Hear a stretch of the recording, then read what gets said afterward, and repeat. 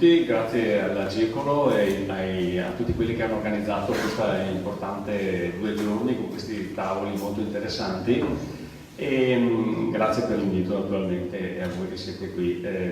Io devo parlare, come dice la locandina, di emergenza climatica e tutela ambientale, quindi direi che, come è stato anche ricordato, per quanto riguarda l'emergenza climatica effettivamente dobbiamo agire soprattutto perché siamo in una regione che ha subito delle batoste per quanto riguarda eventi calamitosi derivanti dai cambiamenti climatici, perché vi ricordate addirittura nel 2015 c'è stato il primo tornado in Veneto a luglio che nella riviera del Brenta, che ha raso al suolo case, ad esempio ha raso al suolo anche una villa veneta, Villa Fini, cosa che mai prima si era manifestata nella nostra regione.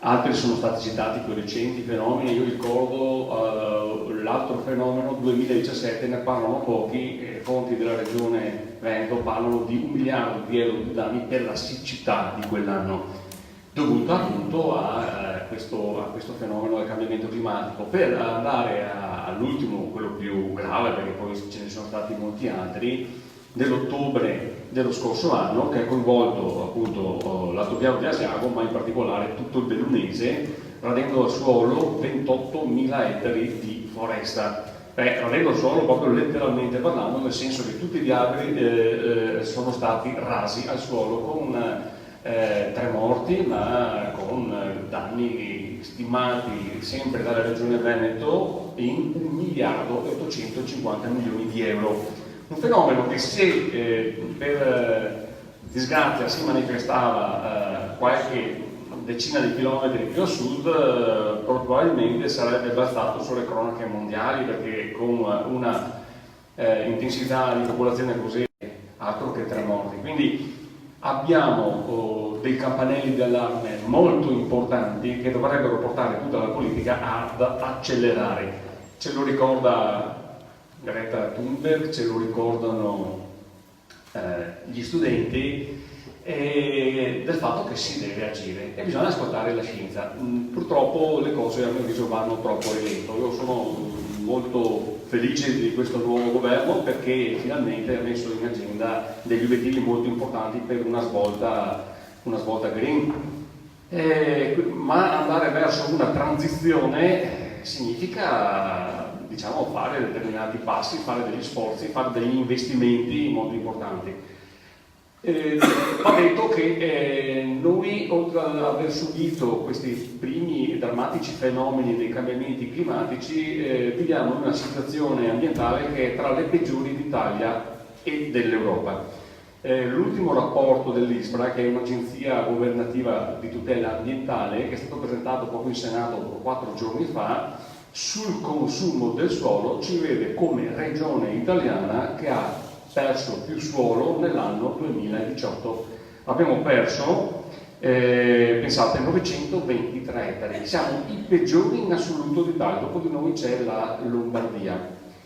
Ma questo avviene in una regione dove c'è una legge contro il consumo del suolo, tanto sbandierata da Zaia come legge innovativa, approvata nel 2017. Un'altra delle tante leggi che dimostra quanto incoerente, e potremmo dire anche bugiardo, sia il nostro governatore, che fa fare delle leggi dove nei primi 3 articoli sono veramente leggi formidabili con dei principi molto condivisibili, ma poi quando si tratta di declinare in azioni concrete quello che si dice nei principi generali non c'è niente, lascia tutto inalterato. Quindi noi abbiamo avuto in quest'anno l'approvazione del piano energia, che non ha pianificato nulla, lasciando tutto in mano al privato, alle industrie e a quant'altro, perché non ha messo dei paletti, non ha messo nulla. Pensate ad esempio all'altro piano, il piano dell'aria, anche questo che lascia tutto inalterato, perché dovrebbe risolvere il problema delle polveri sottili, ma lascia il problema nelle mani dei sindaci, come se l'inquinamento da polveri sottili conoscesse i confini amministrativi dei comuni, quando ce lo dice l'Unione Europea attraverso l'Agenzia Europea dell'Ambiente, che ogni anno emette un bollettino. A causa dell'inquinamento da polveri sottili muoiono ogni anno più di 80.000 persone e queste sono concentrate in pianura padana e sono concentrate nella nostra regione, quindi con dei costi poi sanitari, umani, veramente altissimi. Per non parlare ad esempio del recente piano cave, anche quello un piano che non pianifica, un piano che acquisisce tutte le autorizzazioni date in passato e che quindi non tocca gli interessi di nessuno. Per non parlare poi del piano casa, un altro piano deleterio perché per l'ennesima volta toglie diciamo, poteri ai sindaci, distrugge, anzi scavalca, schiaccia, calpesta i piani urbanistici dei comuni fatti attraverso sistemi partecipativi dove tutti i cittadini dicono la propria, dove le associazioni di categoria dicono la propria, e quindi in deroga a tutti gli strumenti urbanistici prevede una determinata cementificazione con degli impatti e con dei contenziosi poi anche tra vicina confinanti veramente molto impattanti. Oggi il mio giornale, sono a provincia di Treviso, pubblica 2 pagine di questi casi dove la gente si vede sorgere delle palazzine alte 4-5 piani dove appunto lo strumento urbanistico prevedeva invece altre tipologie, quindi dei contenziosi a non finire. Quindi purtroppo abbiamo in una regione dove c'è più il problema dell'inquinamento delle polveri sottili, siamo primi in Italia assieme alla Lombardia a causa di questo problema. Il consumo del suolo eccetera vede la regione non governare. Noi, lo dico ultimamente, lo dico più spesso, che abbiamo un non governatore. Abbiamo un consiglio regionale che legifera leggi inutili che non portano a niente. L'esempio della legge contro il consumo del suolo è lampante. La regione che per prima si è dotata di una legge contro il consumo del suolo è la regione che dai dati ufficiali ha incrementato negli ultimi 2 anni, perché non abbiamo il record nazionale solo quest'anno, ma ce l'avevamo anche l'anno scorso, il consumo del suolo. Si fanno leggi affinché non servano a niente e praticamente per non disturbare nessuno. Dove vogliamo andare? Dove vogliamo andare? Allora, io credo che per andare verso l'economia circolare, che è l'unica che ci può diciamo, salvare ed è l'unica che può combattere efficacemente tutte quelle emissioni climalteranti che ci stanno portando a quello che vediamo sempre di più, no? Di anno in anno, di mese in mese. Se uno ha letto i giornali su quello che è accaduto quest'anno in giro per il pianeta, ci rendiamo conto che veramente siamo messi non male ma malissimo. Bisogna andare verso questo tipo di economia e quindi ci vogliono sforzi a tutti i livelli.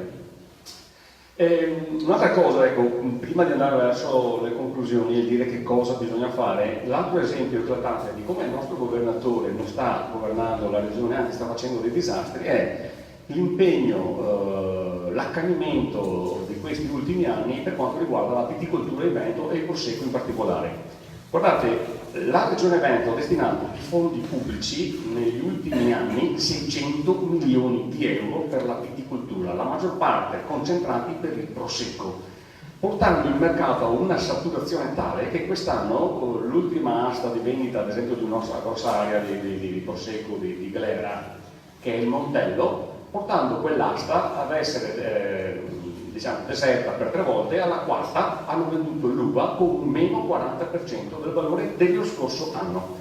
Hanno messo talmente tanti ettari di Prosecco, siamo passati da 16.000 ettari del 2013 in provincia di Treviso a 20.000 ettari nel 2017, che ormai non lo vuole più nessuno. Stanno producendo sotto costo, ma con delle implicazioni anche sulla salute e sull'ambiente incredibili, perché guardate, negli ultimi 7 anni siamo passati in Veneto, e qui facciamo un ragionamento più allargato, da 27.000 tonnellate di pesticidi a 40.000 tonnellate.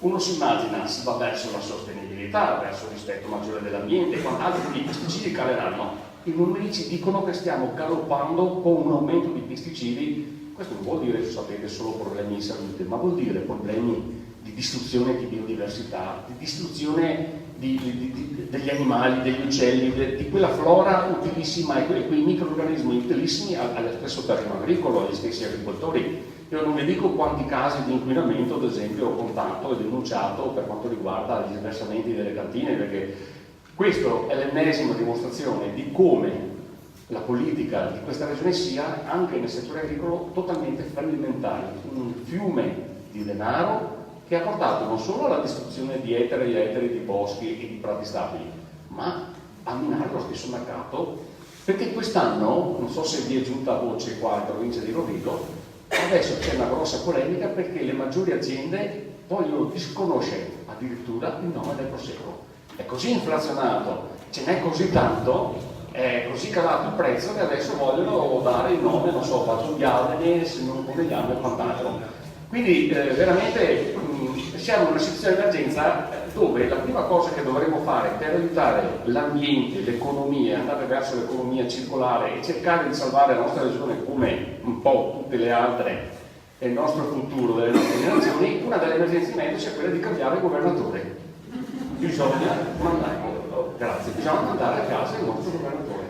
Perché guardate, è un danno, ormai sta facendo danni, qualsiasi cosa, se uno va, perché poi purtroppo lui, sapete, fortunatamente per lui ha le televisioni, l'avete mai visto partecipare a un dibattito, con uno scontro, un confronto con qualcuno? No, lui ha o Baccialli o a Basso, cioè parlo delle grosse televisioni della rete del Veneto, ma non si confronta ormai con nessuno, e secondo me deve aver perso anche il polso della situazione. Vive in una realtà tutta sua dove tutti probabilmente i suoi dicono bravo, lo usano, ma quello che sta accadendo nei territori veramente è drammatico. Io penso che quella di quest'anno, a mio avviso, potrebbe essere un'occasione importante, perché io lo vedo anche nei miei territori, io vengo dalla sua provincia, la provincia del governatore, e lo vedo molto in difficoltà, perché quando quelli che più hanno avuto agevolazioni, incentivi e quant'altro cominciano a contestarlo, vuol dire che qualcosa sta cambiando, sapete. Io vedo anche molte associazioni, ma anche molti semplici cittadini che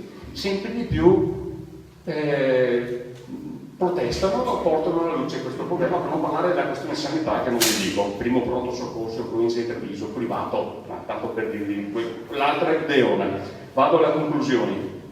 Noi in Veneto abbiamo un tessuto imprenditoriale, guardate, di primo livello.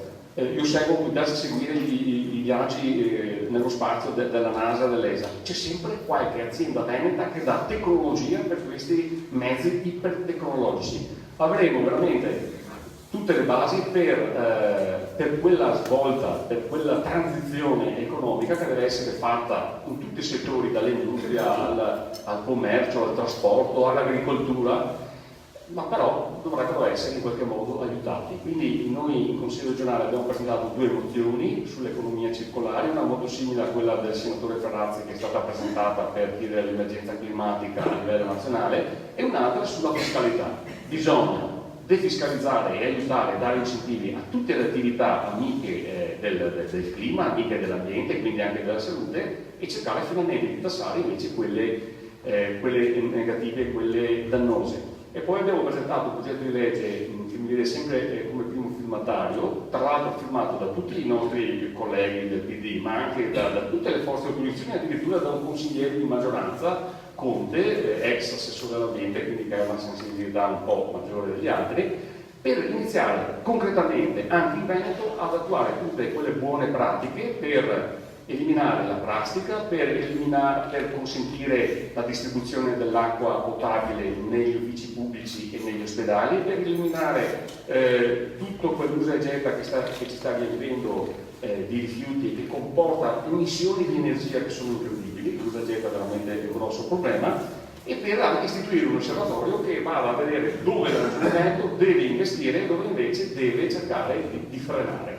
Quindi, perché da qualche parte bisogna iniziare. È talmente grossa la cosa, su questo progetto di legge ci abbiamo lavorato un anno, perché va a scontrarsi poi con le leggi di diritto europeo, con quelle nazionali, cosa positiva, nel senso che non le puoi scavalcare, cosa positiva perché ci sono tante leggi che non vengono applicate, non vengono finanziate, e soprattutto, avete capito, diamo 600 milioni di euro a Prosecco, però per rottamare il Veneto, le vecchie stufe, per inquinare meno, per le auto elettriche o ibride, per consumare meno fonti fossili, per gli accumulatori, per gli impianti a pannelli fotovoltaici, diamo delle briciole. Guardate, accumulatori, pannelli fotovoltaici hanno dato i soldi per 600 impianti, quando ci sono 40 milioni di impianti in Veneto. Quindi Basterebbe semplicemente deviare quelle montagne di denaro che si dà per attività che poi hanno drogato addirittura il mercato, quello del prosecco, lo stanno facendo scoppiare, verso quelli invece green, sostenibili. Veramente daremo una boccata di ossigeno non solo ai cittadini che spedirebbero meno inquinante, ma anche a tutte queste aziende che a livello locale potrebbero veramente avere dei benefici con la richiesta di queste tecnologie utili per questa transizione.